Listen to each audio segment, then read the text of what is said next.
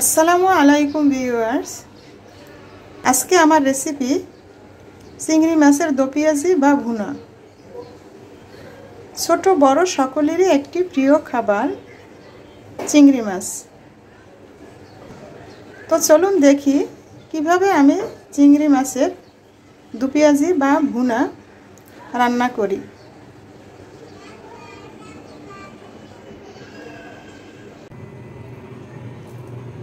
এভাবে আমি সব চিংড়ি মাছগুলোকে কেটে নেব।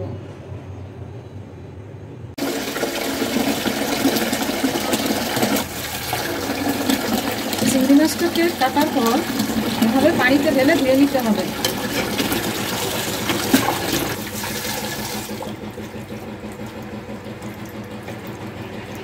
এখানে আমি চিংড়ি মাছটাকে ছেঁকে পানি ঝরিয়ে নিয়েছি।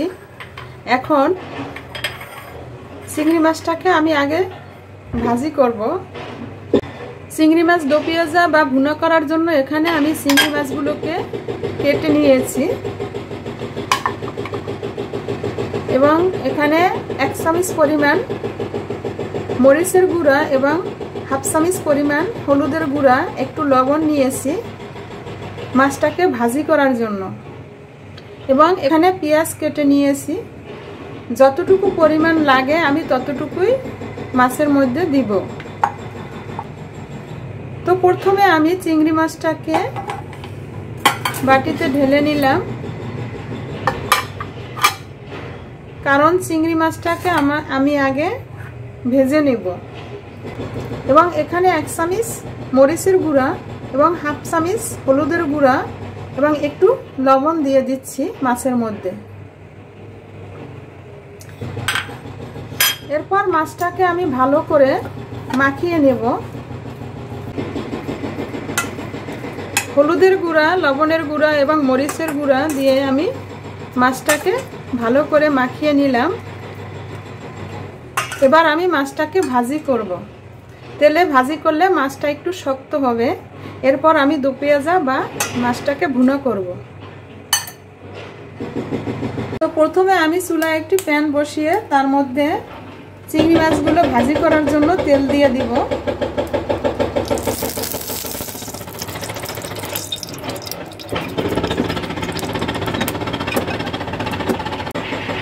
তো প্যানের তেলটা গরম হয়ে গেলে তার মধ্যে আমি চিংড়ি মাছগুলো ঢেলে দিব।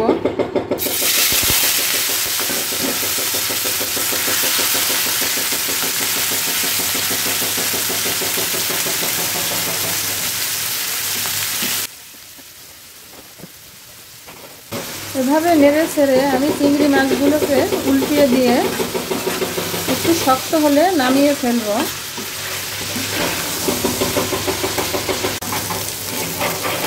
মাছটা ভাজি হয়ে গেছে, আমি হালকা ভাজি দিয়ে নিয়েছি। খুব সুন্দর একটা ফ্লেভার আসছে। বেশি ভাজি করলে মাছটা শুকিয়ে যাবে। আমরা একটু কাঁচা কাঁচা ভাজি রাখবো, কারণ রান্না করলে পুরোটা সেদ্ধ হয়ে যাবে। এখন আমি চিংড়ি মাছটা ভাজি করার জন্য প্রথমে প্যানে তেল দিয়ে নিব। তেল দিয়ে দিলাম।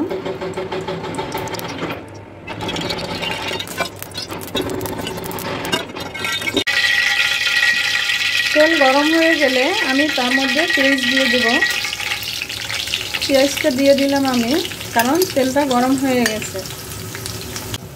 তো পেঁয়াজটা একটু বেশি দিতে হবে, কারণ চিংড়ি মাছের দো পেঁয়াজা বা ভুনা পেঁয়াজের কারণেই বেশি টেস্ট হয়।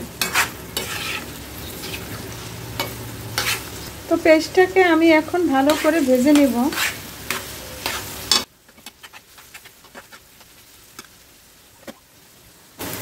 আমার পেঁয়াজ ভুনা হয়ে গেছে, কারণ পেঁয়াজের কালার বাদামি কালার হয়েছে এবং তেলটা উপরে ভেসে উঠেছে।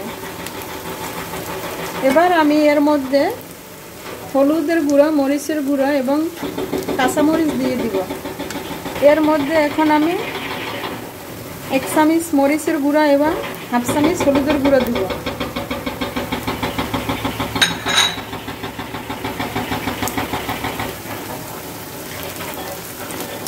এক চামচ মরিচের গুঁড়ো এবং হাফ চামচ হলুদের গুঁড়ো দিয়ে আমি পেঁয়াজটাকে ভালো করে নেড়ে চেড়ে কষিয়ে নেব। আমার পেঁয়াজ কষানো হয়ে গেছে, তেল উপরে উঠে এসেছে। এখন আমি একটু পানি দিয়ে কষিয়ে নেব।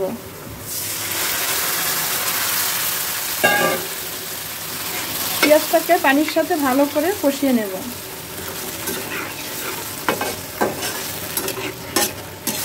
এভাবে পানি দিয়ে পেঁয়াজটাকে আমি একটু ভালো করে কষিয়ে নিলাম।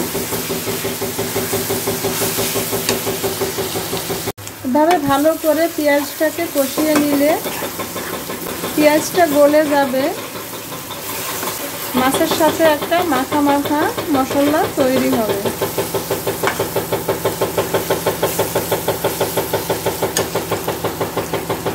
এক চামচ লবণও দিলাম।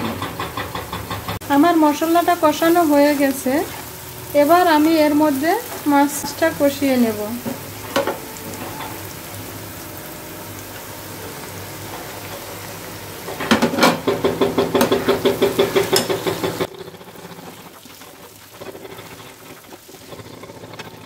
মাছটা আগেই আমি ভেজে নিয়েছিলাম, তাই বেশি কষানোর দরকার নেই। অল্প কষিয়েই আমি মাছের মধ্যে পানিটা দিয়ে দেব।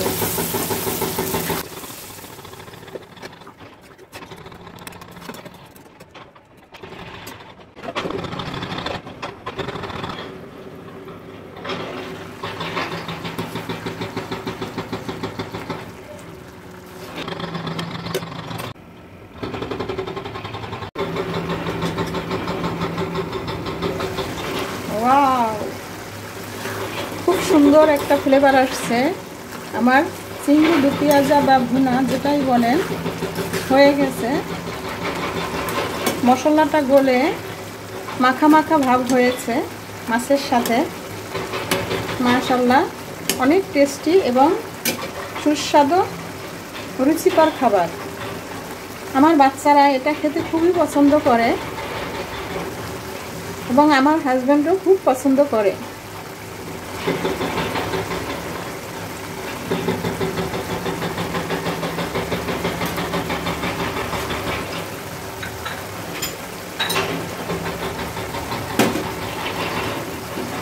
এখন আমি ধনেপাতাটা দিয়ে দেব,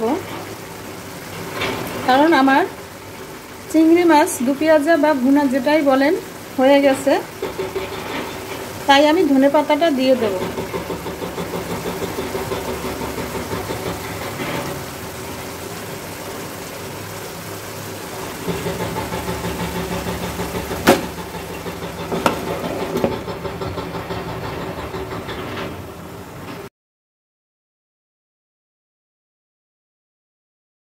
তো ভিউয়ার্স, রান্নার রেসিপিটি যদি ভালো লেগে থাকে তাহলে লাইক এবং কমেন্টস করুন।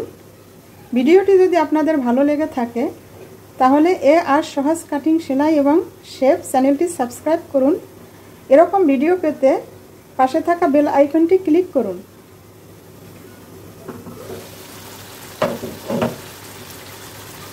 আল্লাহ হাফেজ।